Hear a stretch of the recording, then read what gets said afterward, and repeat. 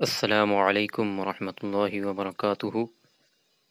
آل کرناٹکا بزم رضائے قدسی چینل کو سبسکرائب کریں اور بیل آئیکن کو پریس کریں اور پلے لسٹ کو ایکسپلور کریں۔ جزاک اللہ خیرا۔ أما بعد فأعوذ بالله من الشيطان الرجيم بسم الله الرحمن الرحيم إن الله وملائكته يصلون على النبي يا أيها الذين آمنوا صلوا عليه وسلموا تسليما اللهم صل على سيدنا ومولانا محمد معدن الجود والكرم وآله وصحبه وبارك وسلم صلاة وسلاما عليك يا رسول الله صلی اللہ تعالی علیہ وسلم۔ آپ حضرات نے کل بھی نماز میں نظر کے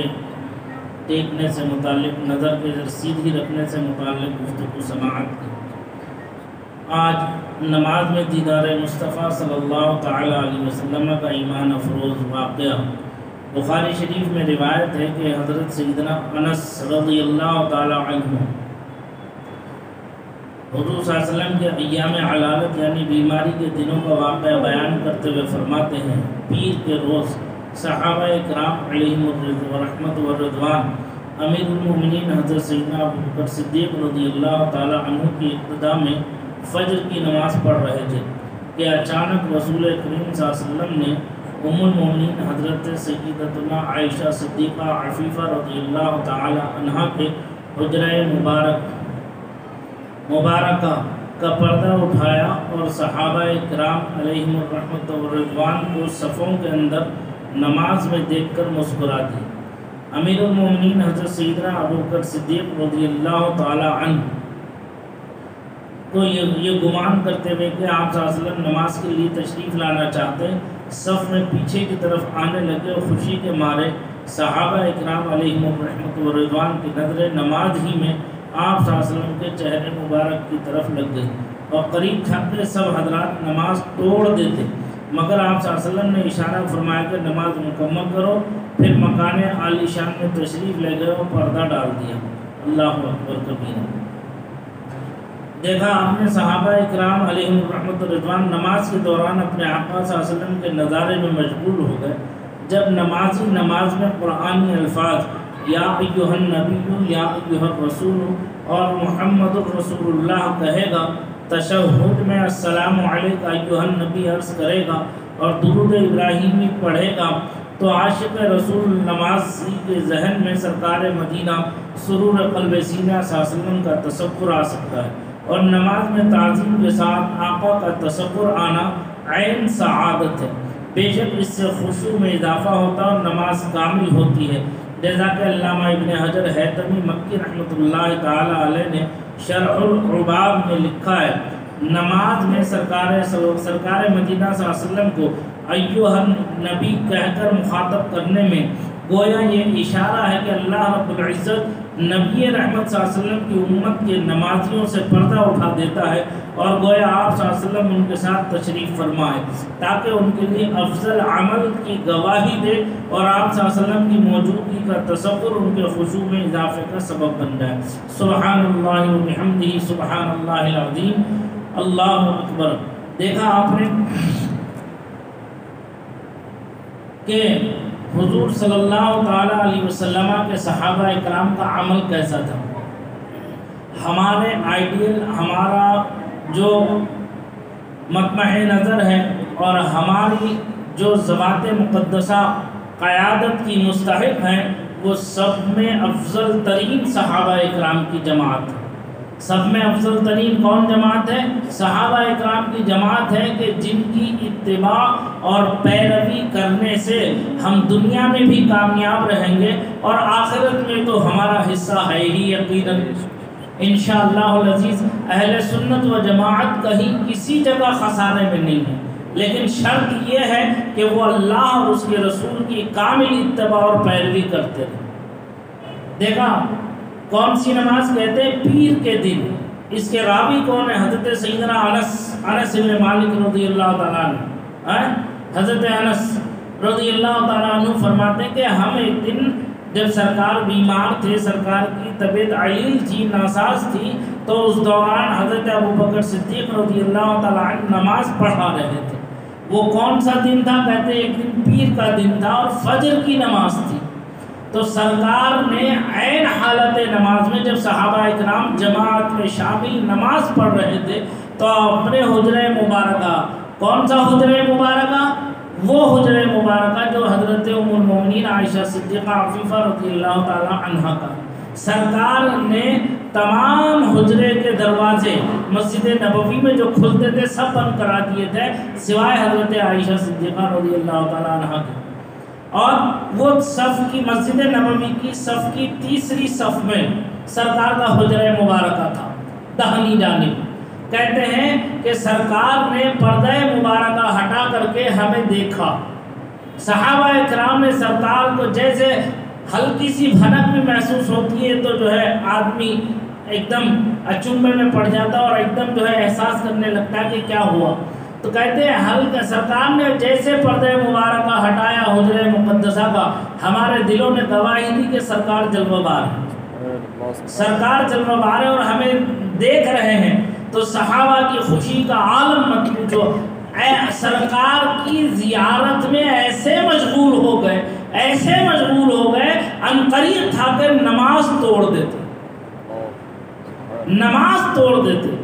بخاری شریف کی حدیث میں روایت ہے، اس میں بھی یہی بخاری شریف کی روایت ہے، اس میں بھی، لیکن اس حدیث پاک میں یہ ہے کہ صف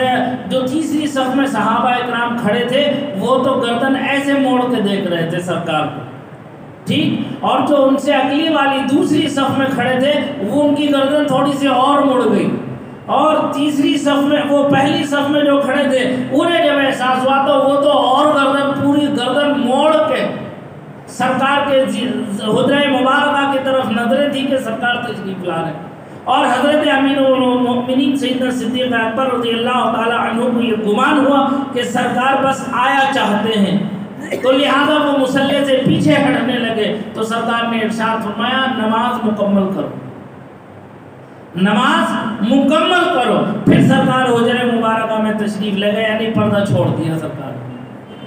سمجھ میں آئی بات؟ تو اب اس روایت کو بیان کرنے کے بعد کہتے ہیں جب بھی عاشق رسول جب نماز پڑھتا ہے، ایک نمازی جس کے دل میں عظمت مصطفیٰ، محبت مصطفیٰ، اطاعت مصطفیٰ علیہ تحیۃ السلام جس کے دل میں رچ اور بس گئی ہو، جہاں بھی جب قرات کرے یا امام نماز پڑھاتا ہو اور اس کی قرات کے اندر جب یہ جملے آتے ہیں یا ایھا الرسول، یا ایھا النبی، یہ محمد الرسول اللہ والذین معہ اشداء علی الکفار رحماء بینہم، اگر یہ صورت پڑھے جہاں سرکار کے نام نامی یا صفت کا کہیں تذکرہ آتا ہے تو اس کا دل سیدھے تصور، عالم تصور میں مدینے کی طرف ہی رخ کرتا ہے۔ دل کے آئینے میں ہے تصویر یار، جب ذرا گردن جھکائی دیکھ، ہاں یہ عاشق رسول کی پہچان ہے۔ جب وہ تحیات میں بیٹھتا ہے، تشہد میں بیٹھتا ہے، جب پڑھتا ہے السلام علیکہ ایھا النبی، سلامتی ہو آپ پر اے نبی مکرم معظم،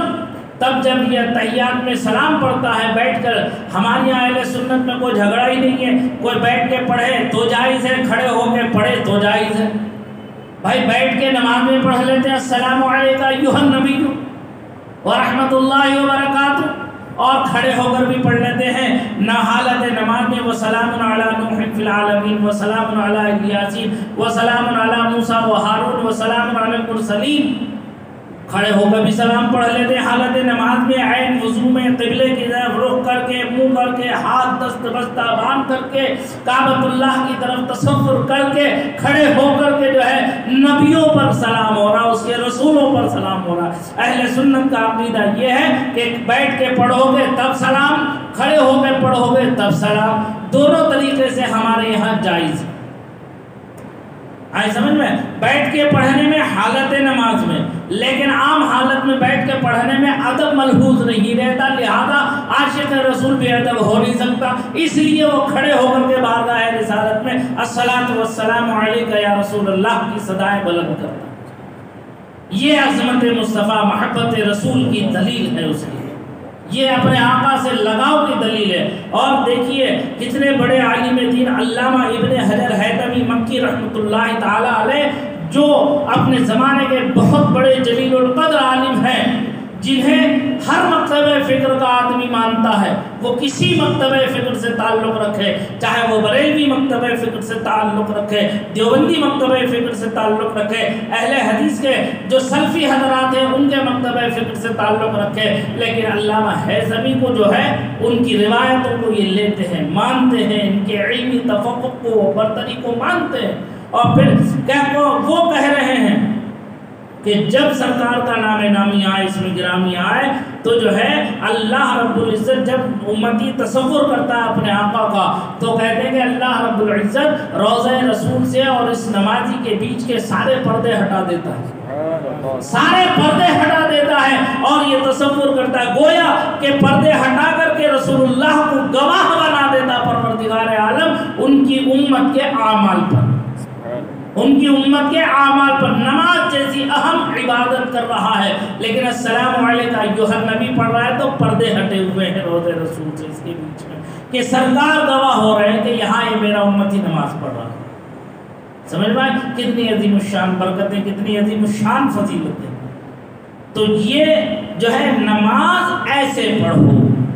واقعی جو حق ادا کرنے کا ہے وہ حق ادا کرو، تب نماز کی لذت، اس کی چاشنی اور اس کے ثمرات ہمارے اندر ظاہر ہونا شروع ہو جائیں۔ کیوں؟ قرآن نے صاف فرمایا ہے ان الصلاۃ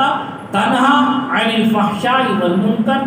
بے شک نماز بے حیائی اور بری باتوں سے روک دیتی، تو نماز روک دیتی ہے بے حیائی بری باتوں سے۔ کون؟ نماز۔ تو نماز کے طریقے سے ادا ہو جائے۔ نماز کا کیا طریقہ ہے؟ سرکار نے ارشاد فرمایا صلو کما رأیتمونی اصلی، تم نماز ایسے پڑھو جیسا مجھے پڑھتا دیکھتے ہو، جیسا مجھے پڑھتا دیکھتے ہو ایسے نماز پڑھو۔ تو سرکار کی سیرت کو اپنا کر، سرکار کے معمولات کو اپنا کر، سرکار کے طریقہ مبارکہ پر اگر ہم عبادت کریں گے تو اس عبادت کا ثمرہ ضرور ملے گا، اور اس کی جو لذت و چاشنی جو ہے ہمارے ظاہر میں بھی نکھار پیدا کر دے گی، اور ہمارے باطن میں بھی منور و مجلہ کر دے گی، ہمارے باطن کو بھی جو ہے نور معرفت الہی سے منور و مجلہ کر دے گی، روشن کر دے گی۔ دل تبھی تو مطمئن ہوتا ہے، تبھی تو شاکر ہوتا ہے، تبھی تو ذاکر ہوتا ہے، اور جب اپنے رب پر یقین کامل ہو جاتا ہے تو پھر وہ دنیا سے اور مافیہا سے بے پرواہ ہو جاتا ہے، بے خبر ہو جاتا ہے، اسے کسی سے کوئی مطلب نہیں، کوئی تعلق نہیں، کوئی آتا آئے جاتا جائے، لیکن میرا رب مجھ سے راضی ہے، بس اس کا مطمع نظر سب سے پہلا یہ ہوتا ہے۔ جس کا مطمع نظر سب سے پہلے یہ ہو کہ میرا رب اور میرے رسول مجھ سے راضی رہے، تو اس کی دنیا بھی بہتر ہے اور اس کی آخرت بھی بہتر ہے۔ اللہ تعالیٰ مجھے آپ سب کو جو ہے صحیح طریقے سے نماز پڑھنے کی توفیق رفیق عطا فرمائے، عشق رسول میں ڈوب کر خوف و خشیت الہی کو دل میں جگہ کر کے نماز پڑھنے کی ہمیں توفیق رفیق عطا فرمائے، اور نماز کی لذتوں سے، اس کی جو ہے چاشنی سے ہم سب کو مالا مال فرمائے۔ پروردگار عالم ہم سب کے تمام صغائر کبائر دانستہ غیر دانستہ گناہوں کو معاف فرمائے، علم نافع، عمل صالح، رزق حسن، ایمان کامل کی برکتوں دولتوں سے مالا مال فرمائے۔ آمین۔ وآخر دعوانا الحمدللہ رب العالمین۔ السلام علیکم ورحمۃ اللہ وبرکاتہ۔